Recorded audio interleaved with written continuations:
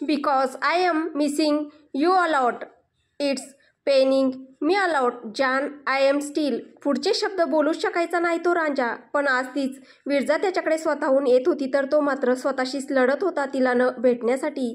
समोर बेवारस लाचार पडलेल्या त्या भग्न खंडित क्षतविक्षित व्यक्तीत विरजाला त्या महान सम्राट, महान पराक्रमी सिकंदरची पुसटशीही झलकही चुकून दिसत नव्हती. तो तर कोणी दुसराच होता, दुर्दैवाच्या फेऱ्यात अडकलेला कोणी अभागी जीव. देवला त्या अवस्थेत पाहून विरजाचं काहीच तुटलं. वाटलं मोठमोठ्याने आक्रोश करावा, ओरडावं, छाती फोडून रडावं, पण आवाजच निघत नव्हता हृदयातून. आतल्या आत कोसळली जात होती ती. स्वतःला कसं तरी सांभाळत एक एक पाऊल हळुवारपणे अलगदपणे पुढे टाकत ती त्याच्याकडे येत होती. आपल्या थरथरणाऱ्या श्वासाची त्याला भीती वाटल आणि तो दूर पळून गेला तर तिच्यापासून, म्हणून ते वेडं पिल्लू स्वतःचा श्वास थांबवून अलगद सावकाश येऊन त्याच्या बाजूला त्या थंड लादीवर विसावलं. पण त्या भोळ्या राणीला कोण समजावणार की ज्याचा प्रत्येक श्वासच जिच्याशी बांधला गेला आहे त्या आपल्या श्वासाला तो ओळखणार नाही का? किती ग भुळी विरजा जोशी तू! तुझं अस्तित्व तो ब्रह्मांडाच्या कानाकोपऱ्यातूनही शोधून काढू शकतो. त्याच्यापासून तू स्वतःचं अस्तित्व लपवण्याचा प्रयत्न करतेस. अगं वेडे, तुझं पहिलं पाऊलच त्याला तुझी ओळख पटवून गेलं होतं. इथे विरजाच्या सावलीसरशी देवाने स्वतःला अजून स्वतःभोवती गुरफटून घेतलं. त्याची पाठ होती तिच्याकडे. त्याच्या बाजूला झोपलेल्या तिच्या रडणाऱ्या श्वासांचे हुंदके त्याच्या कानी पडत होते, पण तो जराही वळत नव्हता. उलट एखाद्या लहान मुलाप्रमाणे त्याने पाय अधिकच छातीशी कवटाळून घेतले आणि त्यात आपलं तोंड खुपसून मूक आक्रोश करू लागला. तिने आपला हात पुढे करून त्याच्या केसातून अलगद फिरवला. देव! हलकस नाव घुमलं तिच्या ओठांवर. तसा तिचा स्पर्श झटकून तो तसाच लादीवर त्याच अवस्थेत पुढे सरकला. विरजा! देव! पुढे होऊन ती घट्ट बिलगली त्याला. सॉरी ना, चुकले ना, मी नाही करणार आजचा मूर्खपणा परत कधी. माफ कर ना, सोडून दे ना हा राग. Please please please. नाही सहन होत आता हा दुरावा. तुझं असं रागावणं, रुसणं तू ओरडतानाच चांगला वाटतो. प्लीज ओरड मला. ती त्याला घट्ट बिलगून रडत होती तर तो तिच्यापासून वेगळा होण्याचा आटोकाट प्रयत्न करत होता. अश्रू वाहत होते पण कोणीच माघार घ्यायला तयार होत नव्हता. विरजाने त्याला घट्ट मिठी मारली होती. अशक्त हातांच्या मुठीत त्याचं शर्ट घट्ट पकडून ठेवलं होतं. देवाई रडत तिची मिठी सोडवायचा कसोशीने प्रयत्न करत. विरजा सोड मला, संपलंय सगळं. विरजा! नाही देव, नाही सगळं संपलं काही. आपलं प्रेम नाही संपलं अजून. मी मूर्खपणा केला, मला माझी चूक कळली आहे. मी वागणार नाही ना असं परत कधी. सोड ना आता हा रुसवा. देव तिचे आपल्या गळ्यात अडकलेले हात जबरदस्तीने काढत. प्रेम नाही आहे ही तर नात्यांची जबरदस्ती आहे विरजा. विकृती आहे ही माझ्यातली जी मी आजपर्यंत तुझ्यावर लादत आलो. पण आता नाही, सगळं संपलं आता. It's over. जा आयुष्य जगून घे विरजा जोशी. परत अशी सुवर्ण संधी मिळणार नाही तुला. ह्या राक्षसापासून कायमची मुक्ती नाही मिळणार तुला. पळ पळ, तू पळ. तू लांब जा माझ्यापासून. तो गळ्यातून विरजाची हात सारखा सारखा काढून टाकत होता आणि ती सारखी सारखी त्याला घट्ट कवटाळून त्याला आपल्यापासून दूर जाण्यापासून रोखत होती.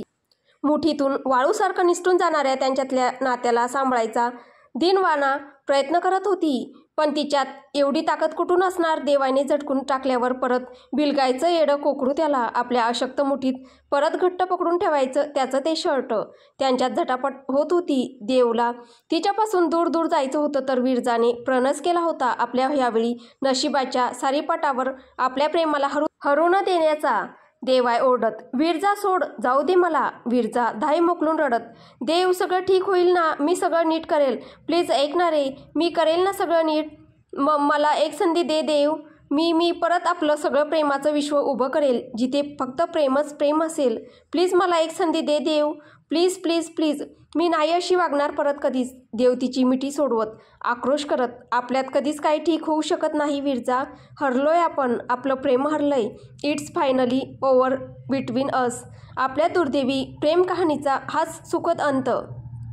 विरजा रडत. नाही देव नाही, प्लीज असं काही बोलू नकोस. मी नाही राहू शकत तुझ्याशिवाय. तू माझ्यावर रागाव, ओरड, शिक्षा कर, पण माझ्यापासून तोंड फिरवून घेऊ नको. माझ्याकडे एकदा बघ ना एकदा नीटपणे देव. पण तो तिच्याकडे अजिबात डोळे उघडून बघायला तयार नव्हता. त्याला माहीत होतं तिच्या डोळ्यात परत एकदा त्याच्या आतला सैतान विरघळेल म्हणून. डोळ्याच्या पापण्या घट्ट मिटून घेतल्या होत्या त्याने, पण डोळ्यातून निरंतर वाहणारे अश्रू मात्र तो काही थांबवू शकला नाही, जे त्याचं खरं गुपित विरजाला सांगूनच जात होते. देवाई रडत. तुला कळत नाही विरजा, तू अजून पण ह्या विकृतीला प्रेमच समजून बसली आहे. तुला कुठल्याही किमतीवर मिळवण्याची विकृती, प्रत्येक श्वास तुझ्या श्वासांबरोबर घेण्याची विकृती, प्रत्येक क्षण तुझ्याजवळ राहण्याची विकृती, तुझ्यासाठी रक्ताचा तांडव माजवण्याची विकृती आणि जग नाही मानलं, तू नाही मानलंस तर या जगासकट तुला बर्बाद करण्याची विकृती. It's not love anymore, it is curse. प्रेम नाही, शाप आहे हा श्राप. मला तुझ्यापासून दूर गेलंच पाहिजे. सोड विरजा, जाऊ दे मला. आपण कधीच एकमेकांसाठी बनलो नव्हतो. विरजा स्वतःच्या मिठीतून तिला वारंवार दूर करत असलेल्या देवला बिलगून त्याच्याकडे आपल्या प्रेमाची भीक मागत होती. जान आहे मी तुझी देव, विरजा नाही, देवची जान. देववीर, मी नाही जाऊ देणार तुला माझ्यापासून दूर. बरोबर बोलतोयस तू हे, की हे फक्त प्रेम नाही आहे. देव, हे तर आहेत 7 अग्निफेरे आपल्या प्रेमाचे, जे आपण कधीच पार केले आहेत. 7 stage of your love. Hub, उन्स, इश्क, अकीदत, इबादत, जुनून आणि मृत्यू, या सगळ्यांच्या पलीकडे पोचला आहोत आपण देव. आता माघार नाही. या प्रेमाच्या वाटेवर माघार नाही. आता बर्बाद झालो तरी बेहतर, पण प्रेमात यावेळी हार नाही देवाय कार्तिक ठाकूर, हार नाही. तू जरी लाख वेळा झिडकारलंस, धुतकारलंस, रोखलंस तरी ऐकणार नाही मी तुझं. आपल्या दोघांतलं नातं जन्मजन्मांसाठी पक्क केल्याशिवाय इथून जाणार नाही आहे मी. देव शेवटी तिला जबरदस्तीने स्वतःपासून दूर करतो. तिला जोरजोरात गदागदा हलवून जोरात आक्रोश करतो. का तुला कळत नाही विरजा जोशी, की आपण दोघे एकमेकांसाठी योग्य नाही आहोत? आपलं प्रेम विषारी आहे. आपल्याबरोबरच आपल्या जवळचे जे सगळे आहेत ते सगळेच बर्बाद होत चालले आहेत ह्याच्यात. ना तुझा तिरस्कार करणं माझ्या हातात आहे, ना तुझ्यावर प्रेम करणं. ना तुला जिवंत ठेवू शकतो, ना मारू शकतो मी. तू माझं प्रेम नाही, माझी सगळ्यात मोठी कमजोरी आहे, जी मी कधीच दूर करू शकत नाही. माहीत आहे तू शत्रू आहेस माझी, तरी तुझ्या भोवतीच येऊन जीव घुटमळतो माझा. खूप तरसतो जीव अजूनही तुझ्यासाठी. दररोज वाटतं तुला ह्या हाताने मारावंसं आणि दुसऱ्या क्षणी वाटतं की तुला चिमूटभर दुःखापासून सुद्धा दूर ठेवावं. मनात खूप वाटूनही, प्रयत्न करूनही, तुझा इतका तिरस्कार करूनही मी नाही मारू शकत तुला आणि त्याबरोबर एकत्रही राहू शकत नाही. नात्यातील हा चक्रव्यूह भेदणं खरंच शक्य नाही मला. तू माझ्या बाजूने विचार करून बघ. मी कोणत्या परिस्थितीतून गेलो असेल जेव्हा मी माझ्या लहान बहिणीला असं नग्न, रक्तबंबाळ, जिवंत त्या सिमेंट मातीच्या भिंतीच्या आत गाडलेलं बघितलं.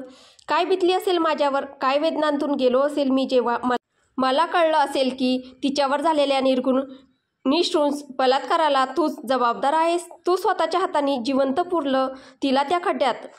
सिमेंट मातीच्या भिंतीत जिवंत समाधी बांधून टाकली तिची. तिचं साधं प्रेतही आम्हाला मिळू नये ह्या खालच्या पातळीला गेलीस तू आणि तो करण. आणि एवढं करूनही माझ्या ह्या निर्लज्ज मनाला अजूनही तुझीच आस आहे. ना मी एक चांगला भाऊ बनू शकलो, ना चांगला प्रियकर, ना चांगला पती, ना चांगला मुलगा. जगण्यासाठी अतिशय नालायक व्यक्ती ठरलोय मी आज. म्हणून म्हणतो मी की ही नात्यांची जबरदस्ती आहे. एक असं नातं जे कधी अस्तित्वातच नको असायला हवं होतं. विरजा, मी नाही मारलं किंजलला, नाही केला कुठलाच प्लॅन. मला नाही माहीत त्या दिवशी त्या क्लबमध्ये का घडलं ते सर्व. कोणी प्लॅन केला? मी चुकली, खूप चुकली. किंजलच्या बाबतीत अतिशय निर्गुण चुका झाल्या माझ्या हातून. पण मी खरंच वाईट नाही देव. मला एकदा समजून घे ना, सगळं नीट होईल ना. करू ना नीट. देवाय तिचे दोन्ही हात आपल्या शर्टपासून दूर करत. It's over Viraja. आणि प्रेम? तिला झटकून देव उठला आणि एक जड पाऊल टाकत दरवाजाच्या दिशेने निघाला.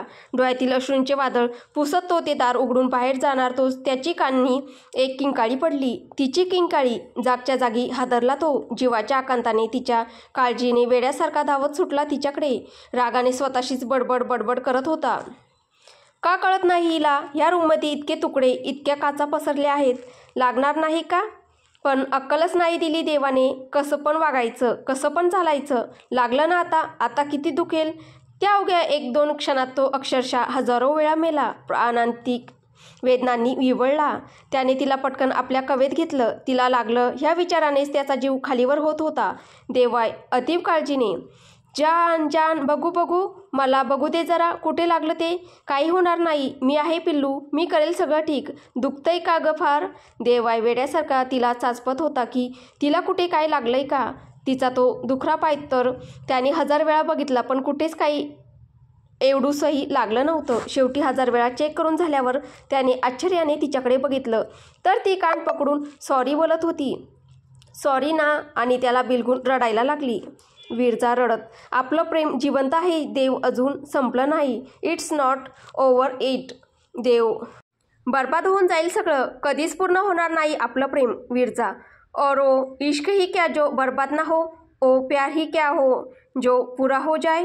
होऊन जाऊ दे बर्बाद मग, पेटू दे हा अग्निहोत्र प्रेमाचा, लागू दे आग इश्कची, पडू दे आहुती ह्या नश्वर शरीराची एकदाच, मिटून जाऊ दे एकदाच मला तुझ्या आशिकीत. देवाय कार्तिक ठाकूर, राख राख होऊन जाऊ दे माझी, पण त्या राखीतूनही तुझ्याच प्रेमाचे किस्से निघतील.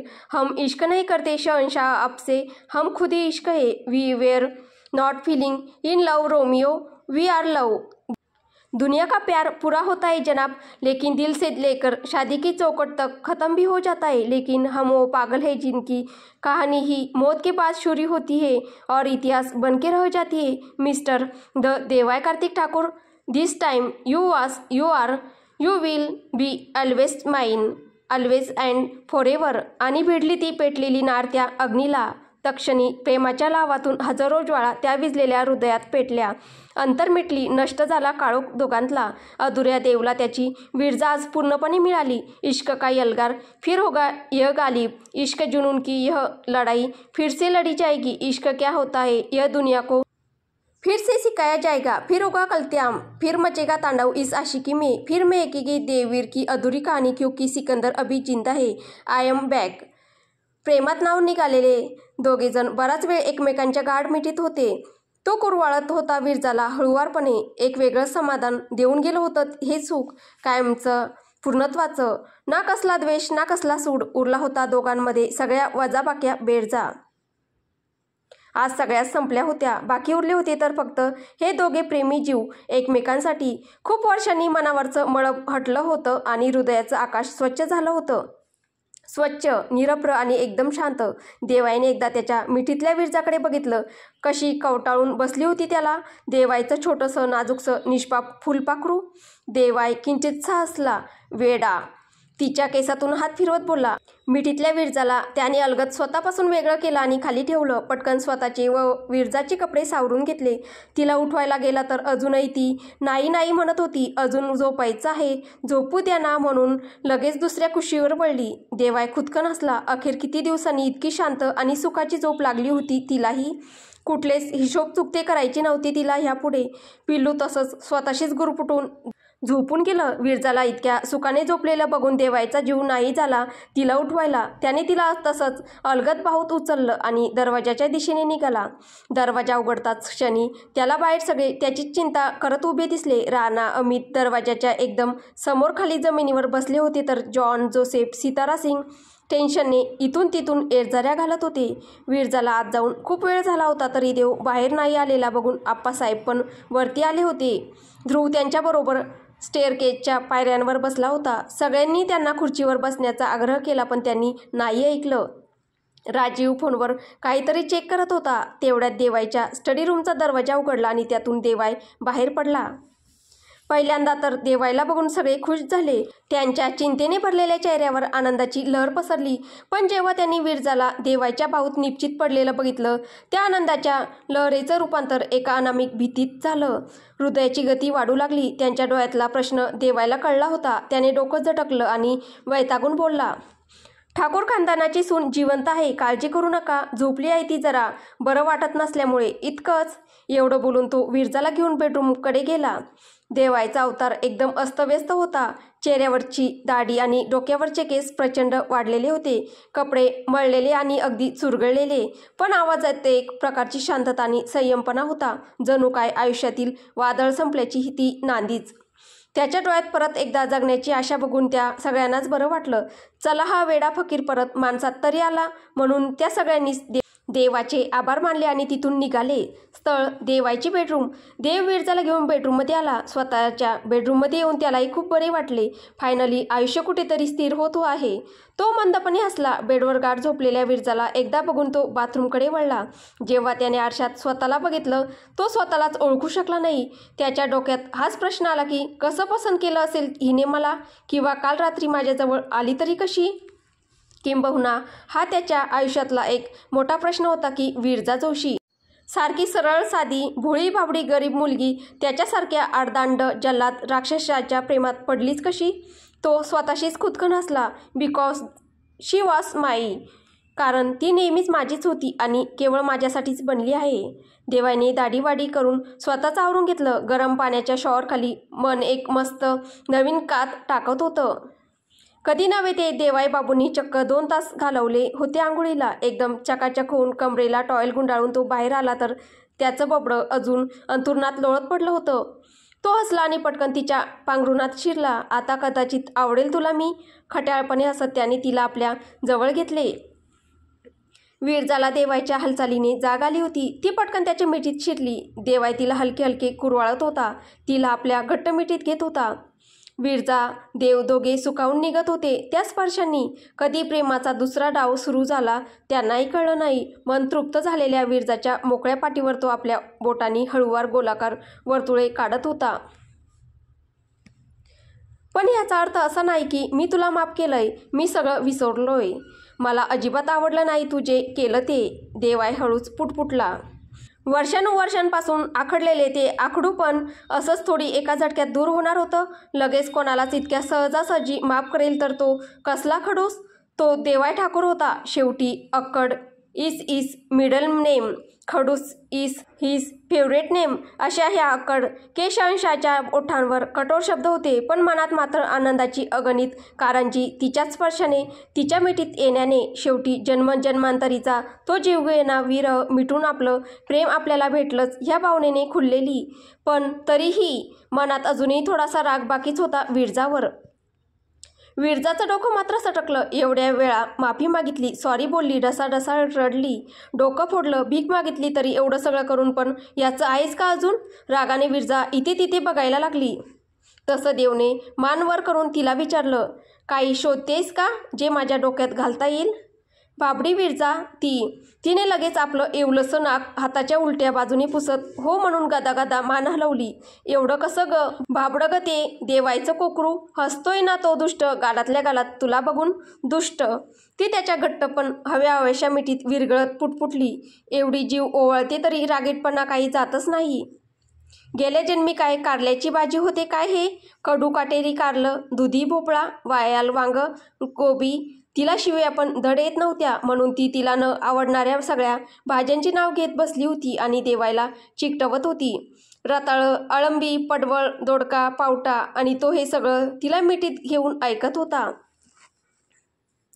सुरुवातीला गोड वाटणाऱ्या त्या शिव्या शेवटी त्याच्या डोक्यात जायला लागल्या. खूप वेळ वाट बघून पण तिच्या त्या लांबलचक भाज्यांची लिस्ट काही संपेच ना. शेवटी सहन न होऊन देवायच तिला बोलला, तुला असं वाटत नाही का की तू माझ्या जरा जास्तच इन्सल्ट करत आहेस? आय मीन दोडका, भोपळा, पडवळ, रताळं, कोबी, वांग, पावटा. रिअली? सिरियसली? ह्याच्यापेक्षा तर कमी शिव्या, कमी अपमान तू माझा दारू पिल्यावर करतेस. तसं विरजाला तो काही वर्षांपूर्वीचा दारू पिल्याचा प्रसंग आठवला आणि तिने जीभ चावली. देवा, ह्यांना कसं कळलं माझ्या मनातलं? आणि हे पण ती देवायच्या मिठीत राहून मोठ्याने पुटपुटतच बोलली. देवाईने कपाळावर हात मारून घेतला. कधी सुधारेल हिचा हा भोळा बाबडा स्वभाव? स्वतःच्या ह्या छोट्याशा गडबडीही कळून न येण्या इतकं माणसाने कसं भोळं असावं?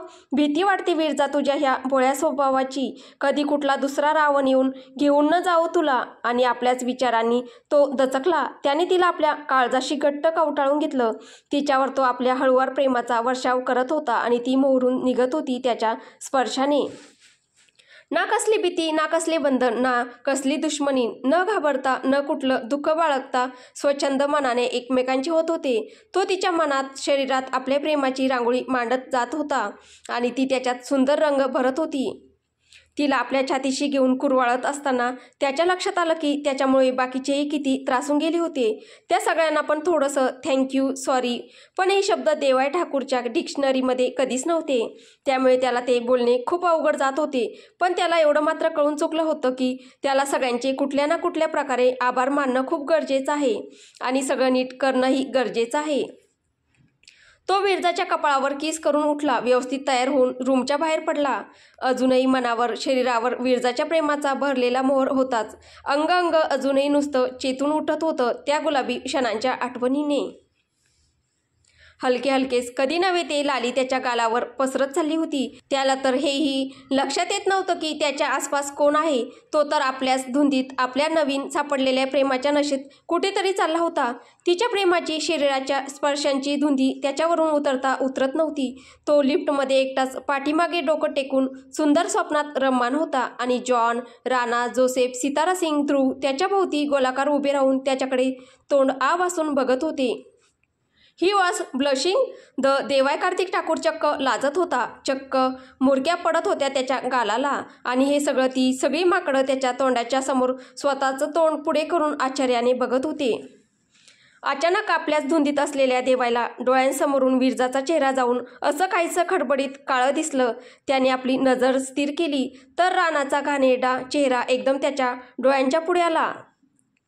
झाला सगळ्या मूडचा सत्यानाश. दातोट खात सरपडत देवाईने आपल्या आजूबाजूला बघितलं तर सगळेच पेंदे त्याच्याकडे तोंड आ वासून बघत होते. जसं काय हे जन्माचे भुकेले भंडाऱ्यातच जेवायला आले होते आणि देवाई त्यांना ताजं ताजं जेवायला वाढणार आहे आता.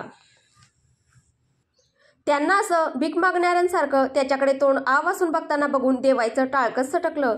असं वाटलं एकेकाला धरावं आणि चांगलंच फोडून काढावं. पण त्याच्या डोळ्यांसमोर नेमका राणा उभा होता आपलं फताडं तोंड घेऊन. मग काय घेतलं देवाई साहेबांनी त्याला शिस्तीत. Is he blushing? राणा बेडरूममधून लाजत बाहेर येणाऱ्या देवाईकडे बघत बसला होता. नकळत त्याच्या चेहऱ्यावरही लाजेचं निवडुंग खुललं आणि तो देवाईकडे गोरामोरा होत अगदी लाजत बघत बसला. त्याला सला असताना बघून देवाय त्याच्यावर जोरात खेकसला. काय झालं दात काढायला सकाळी सकाळी?